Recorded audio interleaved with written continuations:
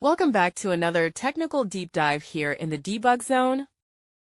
Today we're tackling a big question and breaking it down with insights from other users. Hopefully this clears up some misconceptions and helps you get the answer you need. So buckle up, stay a little curious, and let's jump right in.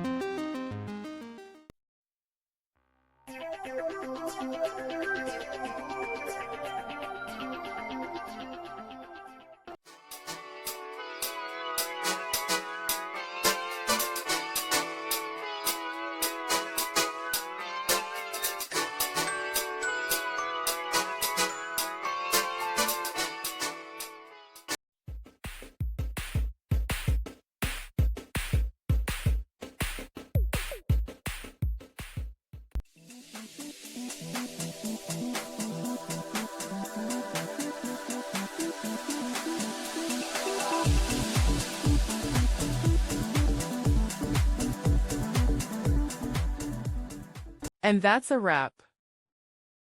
I hope you found the answer you were looking for. If you did, take a second to hit that subscribe button. It really helps out.